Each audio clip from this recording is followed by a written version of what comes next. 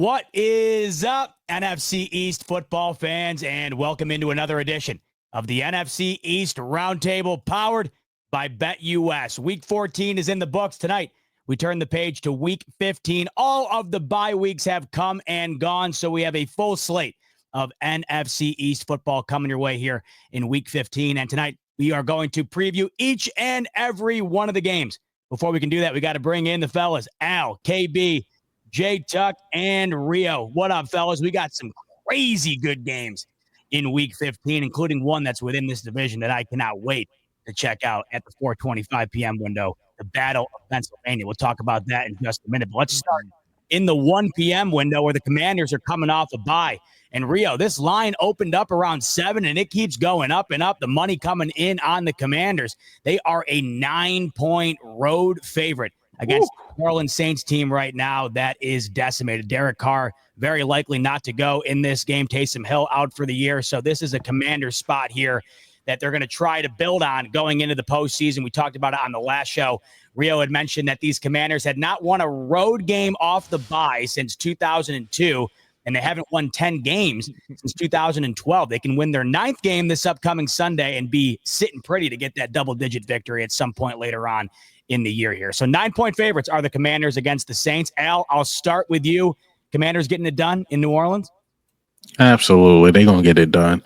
And they're going to cover that spread as well. They are not the Eagles, whereas though we play down to competition, they destroy bad teams. So they're going to win this game easily. Sorry for the background noise. But yeah, they should win this game easily. Maybe like 35-17 or something like that, especially against a banged up Saints team. So this should be an easy dub for this Washington Commanders. J Tuck, you getting the same type of vibe from this game?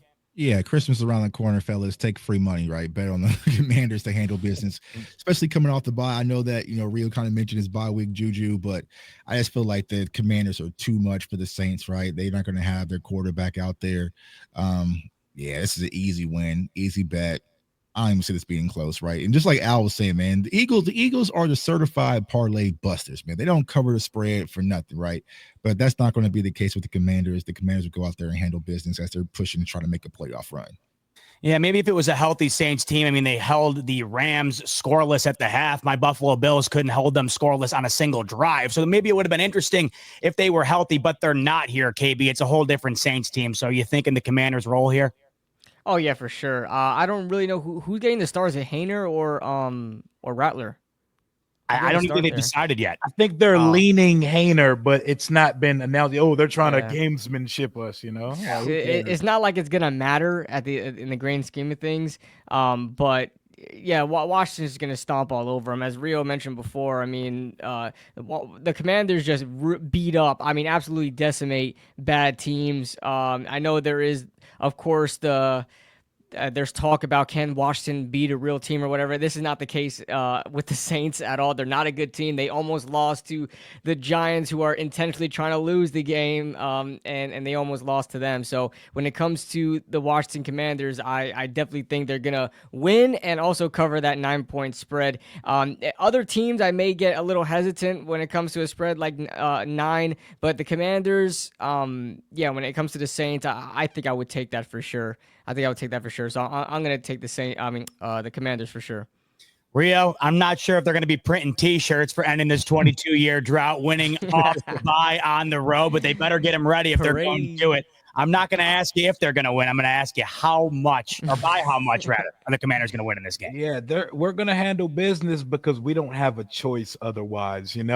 Sitting during the bye and watching the entire league, it was very cathartic to just sit back and take this season for what it is. While I can see a lot of people saying Washington hasn't beat nobody, all that stuff, we were just those nobodies last year. I watched a 4-13 football team lose 8 in a row to close our season out last year and get the second pick in the draft.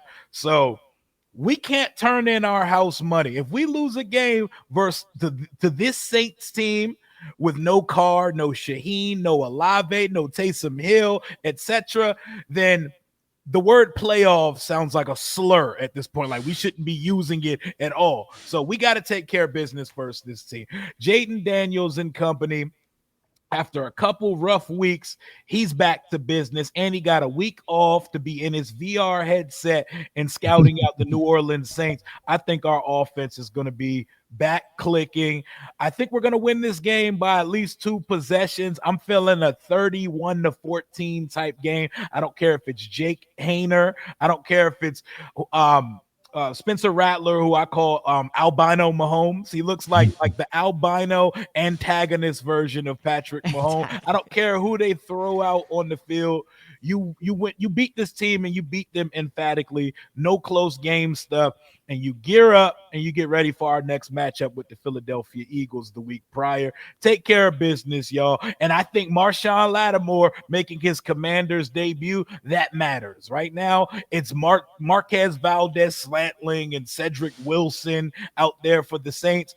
The perfect game to bring him back and get his football legs back under him. I think we're going to force 3 or 4 turnovers. I think it's going to be a party at Caesars Superdome on Sunday, but not for the home team. Not to mention, this is the state where my quarterback is royalty in after winning a Heisman for the LSU Tigers last year.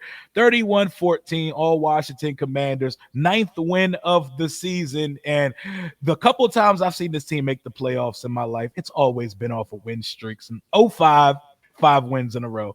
07, 4 wins in a row. 2012, 7 wins in a row.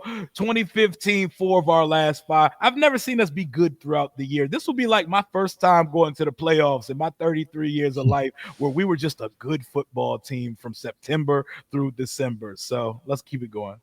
Well, fellas, I think we can agree a 9-point spread is massive. It's massive.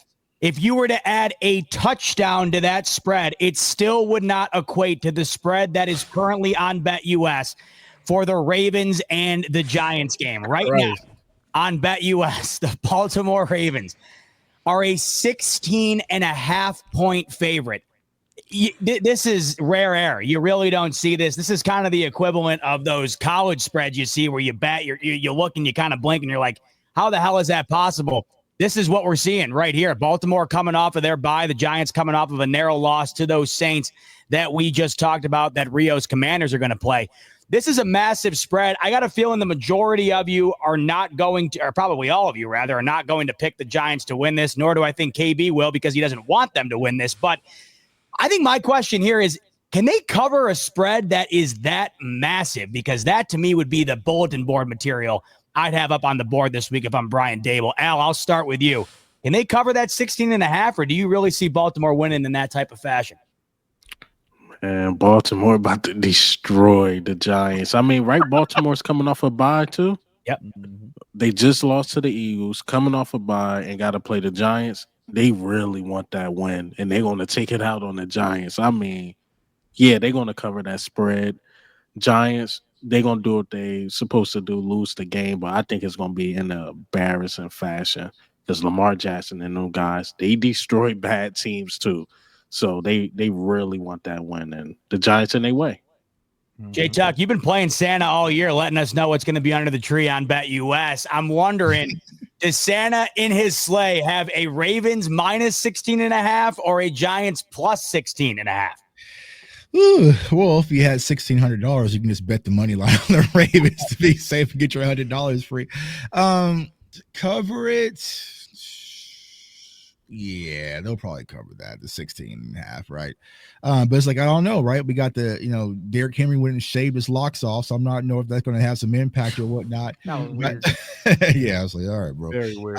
But ideally, I think that, the Ravens are just going to be too much. It's like Eagle Owl said, man, they're coming off the bye week. Lamar Jackson's going to try to make the push because they're trying to find their stride to compete with Buffalo and Kansas City and some of those teams in the AFC. They don't want to come out and put up a lackluster performance versus the Giants.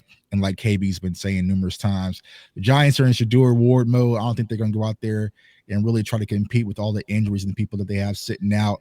Now Drew Lock's probably going to put up a fight a little bit, but there's probably going to be some interceptions that's tossed around. Yeah, the Ravens. Me personally, just those sports betting, J-Tuck, I would probably tease it by little points, right? Probably get to 14 just to be safe. Just to be safe, right, for those garbage time minutes. But I think they're definitely going to win by multiple touchdowns. That's what concerns me about this spread, because the Ravens could be up 24 midway through the fourth, and all it takes is one Drew Lock garbage time drive, and then Right. Pull the starters or something. Right. Yeah, exactly. Rio, what do you got going down in this game? Is there any chance for a letdown spot for Baltimore?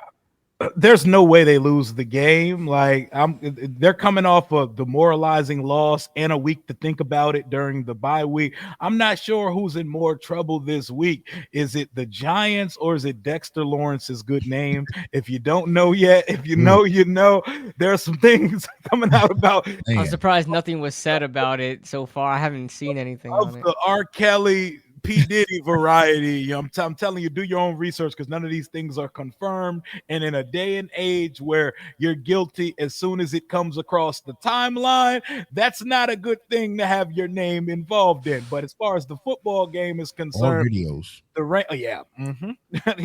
You never know these days. But as far as the game's concerned, Baltimore is gonna get in their ass. They're gonna dog the New York Giants. The Giants don't have nothing offensively to add to this game. Maybe Neighbors get some opportunities versus a suspect-ish pass defense of the Ravens, but I expect Lamar and dreadless Derrick Henry to get all over this defense, and I think it's going to be a very uninteresting game. I'm thinking like a 30-13 type game, which would cover it for the 16.5, but I don't think the Giants have any shot in this one. KB, talk to me. Oh man, I'm so checked out this season, guys. I'll be honest with you. I didn't even know we were playing the Ravens till like 2 days ago. So I'm checked out. Listen, I would love to. I think the Ravens are definitely going to win the game. I don't know if they cover the spread, because the Giants have been playing like they want to lose the game, but they keep it close. It's almost like they're trying to mask their tank. They're not like flat out just completely, like they're staying tough, like playing up to competition. So I don't know because that's a huge spread, 16 points. It's just huge. 16.5 points. I don't know if they cover it, but because like J-Tuck said, Drew Lock's going to be putting it all out there. You see the way he plays. He's definitely trying to, I guess, have somebody notice so he can get the hell off the Giants and go somewhere else. He's definitely trying his best. And, of course, you have Tyrone Tracy, who's always a threat on the ground. But as far as defensively goes, I don't think there's anything that's going to be stopping Baltimore from scoring. Our secondary is depleted right now. Our defensive line is depleted. It's not good. So I don't know if I would have Baltimore covering it. I think that's just too much of a big spread. It just breaks all my rules. But yeah, the Ravens are just gonna. This is gonna be too easy. I mean, it's just gonna be. They might even pull their starters at some point and just walk away with a win here. And it's going to be at home. The Giants may really go the entire season without winning a game at home. How about that? Disgusting.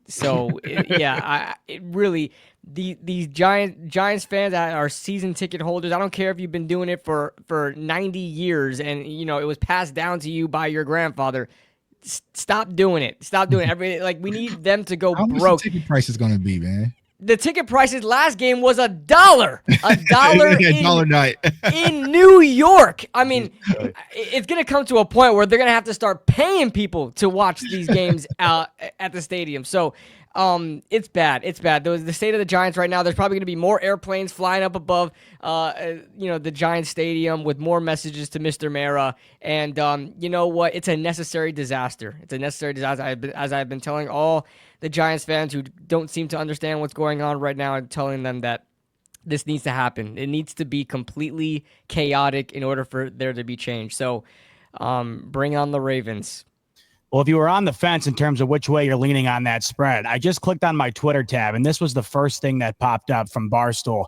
The Giants reportedly went 0 for 17 on passes in red zone drills today, including 0 for 4 versus no defense. I get that. So that might have you leaning one way or the other. Hey, this is the QB room. It's crazy. This is the QB room that told Joe Shane, you know what, Russell Wilson, we're not interested. You're not going to be the starter for this team. We're going to look elsewhere. You can go ahead and sign with another team. That literally happened last offseason. Russell Wilson would have been our starter, but here we are. A lot happening on last offseason with Joe Shane. I got a feeling he's going to be paying the price for that not too long from now. So it'll be interesting to see. Let's stay in the 1 p.m. window. Dallas Cowboys taking on a Carolina Panthers team.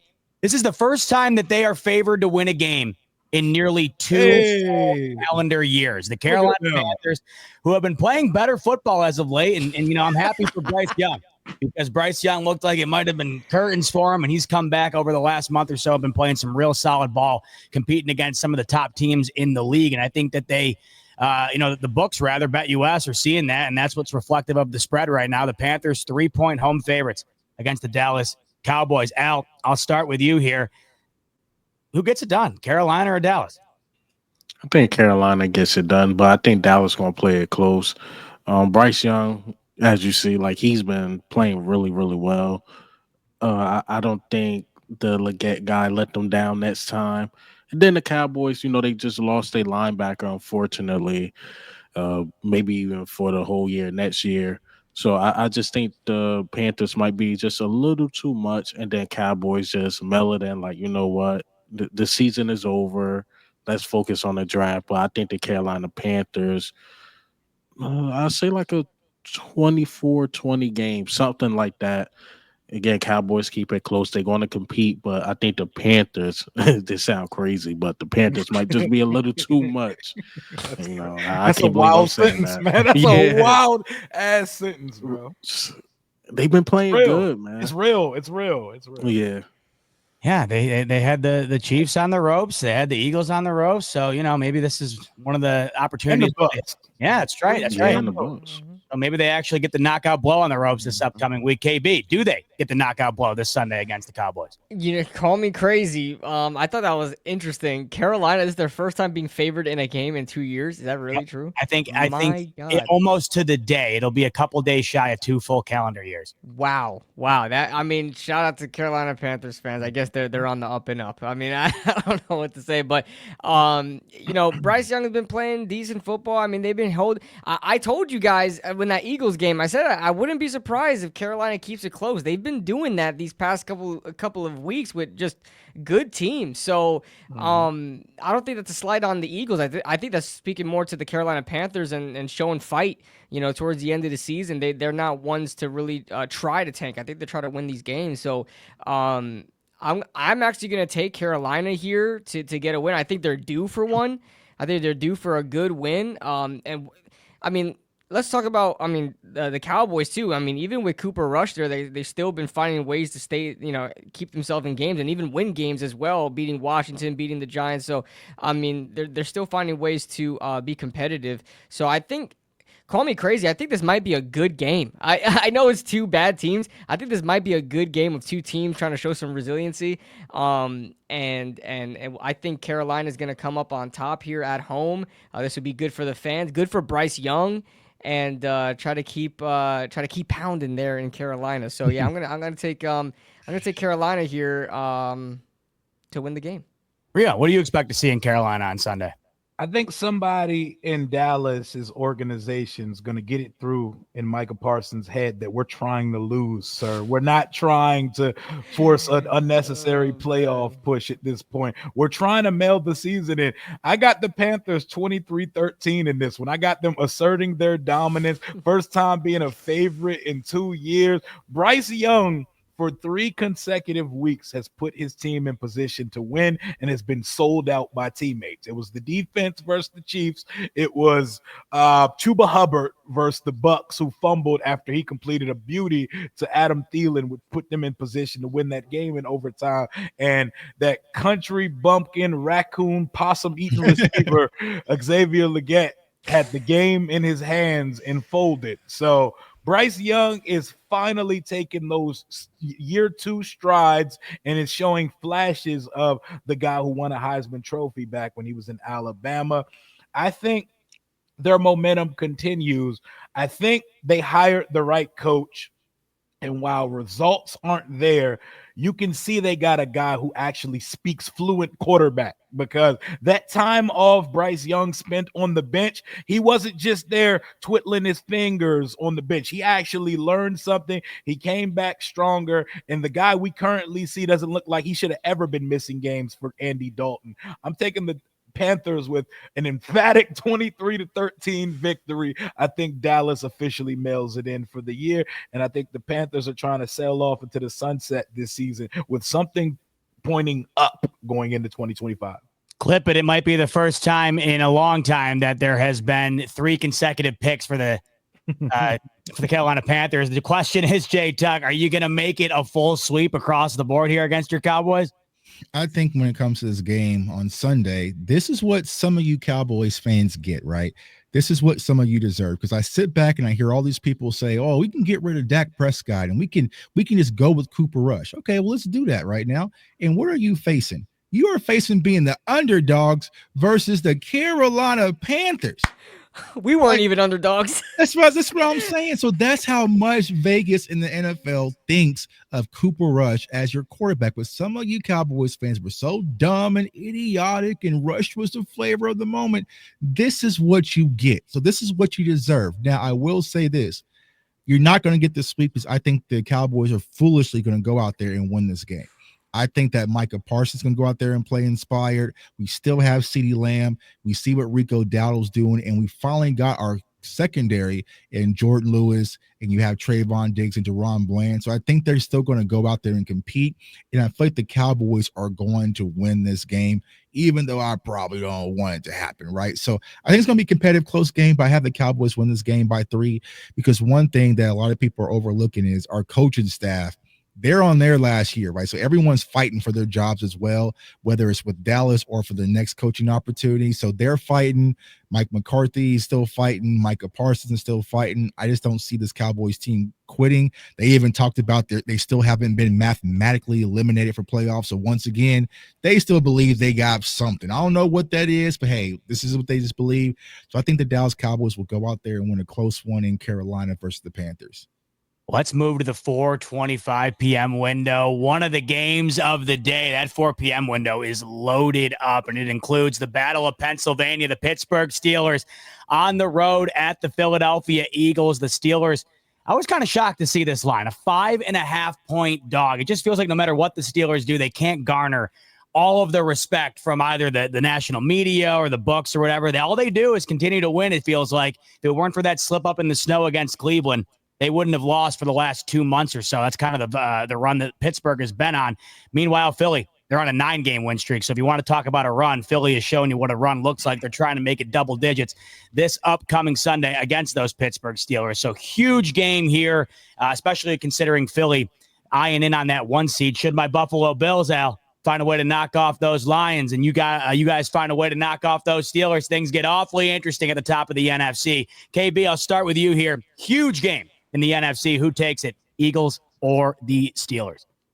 Man, that's an interesting spread. I feel like I would. That's the first bet I would put down, is the Steelers covering that spread. I don't know if the Steelers are going to win the game. They definitely have a good shot in doing so. But even if they lose the game, I think they're going to cover that 5-point spread. I think it's going to be pretty close, and this might be a really good game. The Eagles. The Eagles have kept it close with a couple of teams. You know, they kept it close with Jacksonville. They kept it close with the Ravens. And that Eagles Commanders game was pretty close up until the end.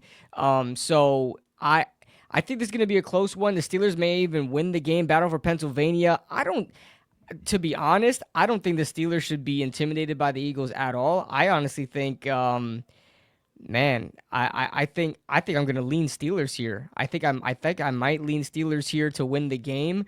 I think they're on a roll, as Z-Bot said. If it wasn't for that slip up, it was in a really heavy snow game against Cleveland, you know, and Cleveland just showed that they could play in the snow a little bit better. But if it wasn't for that, I mean, they would have won been on a huge streak. So I'm going to take the Steelers here to win the game. They're playing really good football right now. And it's pretty fun to see. It's pretty fun to see Russ cook again. That's what I'm excited to see. I love seeing Russell Wilson back at it again. So, and let's see how many yards Jalen Hurts throws if he goes for over 120 this time, because Saquon Barkley needs to get MVP just for what he's allowing Jalen Hurts to throw for every week. He's just literally leaning on this man to carry them to the win. So it's gonna be a fun one to watch. Definitely gonna be a fun one to watch. I'm gonna take the Steelers here. I may regret that because I'm definitely gonna bet on this game.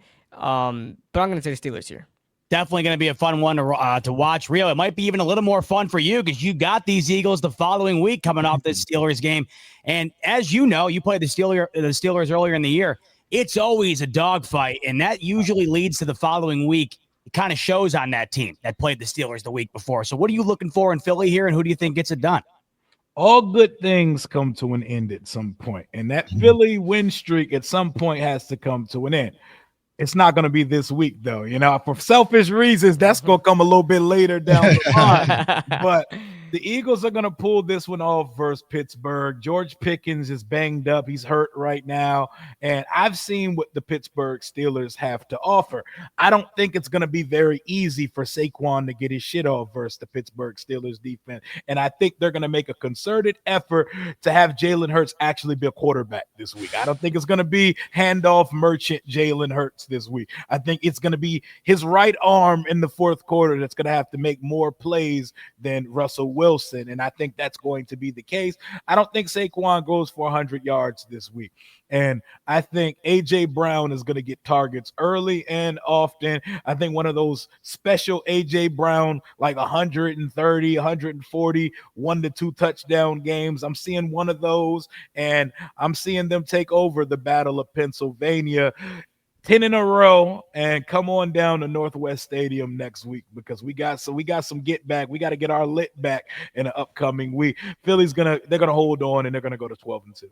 Yeah, Rio said he was not picking against Philly for selfish reasons, but I got a feeling he wants to snap that streak himself. So there might have been a bit of selfishness baked in there. We'll see what ends up happening. Love it.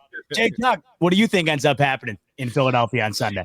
Yeah, I think this is going to be a fun, dirty, grimy game, right? I wish it was like a Sunday night game, but, I think that, when you look at the Eagles, I just feel like they got the talent around the board. I think it's going to be a little bit too much once again for the Pittsburgh Steelers, but I feel like the Pittsburgh Steelers defensive front, they're really going to test Saquon that run game. So just like Rio was saying, you're going to have to put the ball in the air, right? So there's been a lot of talk with A.J. Brown and Jalen Hurts, and are they in sync? And also Devontae Smith has been a no-show for my fantasy team all season, right? So it's going to be interesting to see like how they're going to go about attacking this Pittsburgh defense. But I feel like defensively, the Eagles will fare out a little bit better versus the Steelers, especially without no George Pickens out there, especially if he's a little bit limited. So I'm going with the Eagles to win this game in a close one. OKBC he would take +5. I don't know. I'm done betting on the Eagles because they just do whatever want. They're kamikaze, but I still think the Eagles will win this game versus the Pittsburgh Steelers. All right, Al, talk to me. What's going down in Pennsylvania on Sunday afternoon? Look, man, we're gonna beat them. They haven't beat us in Philly since 1965. God damn. On their side, we never beat Russell Wilson. So it's one of those things. Who's going to get that first loss? But I think we're going to win this game, and I think Rio mentioned it. It's because George Pickens. I just don't see the offense, how they get off on the number one defense or top 5 defense, if you want to say, without their top receiver. We got enough to stop the run. So I just don't know where their offense come from or how they're going to get points or anything like that. But our offense, I think we're going to see a really good offense. I think we're going to be a little bit more balanced. There's been a lot of teams that have been saying they're going to stop Saquon. I just don't think it's going to happen. I still think Saquon is going to have 100+ yards. It's probably not going to look as pretty as the other games. I think what's going to happen the beginning of the game, they're going to slow Saquon down. Saquon's probably going to have like 30+ yards, but then eventually he just becomes too much. Steelers don't score enough points, and then our run game start breaking. Just like it did against Washington. Washington was stopping Saquon for quite some time, then Saquon just closed the game. And I think it's going to be the same thing with this game. But I think the big difference between the other games and this game, I think the pass game, that's why I was happy A.J. Brown said something. I think the pass game is going to be a lot better. So you got your Eagles taking it then? Yeah, probably by like 8-9 points. Because again, I just don't know where the Steelers offense is going to come from.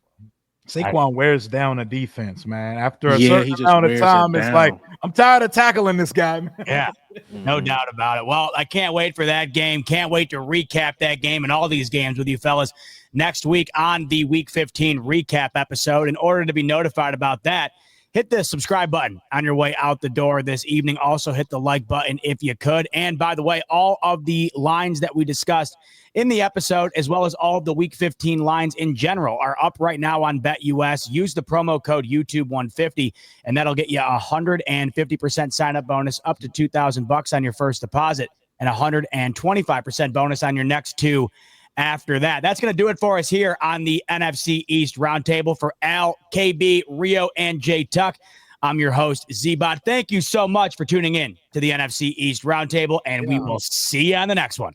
Mm-hmm.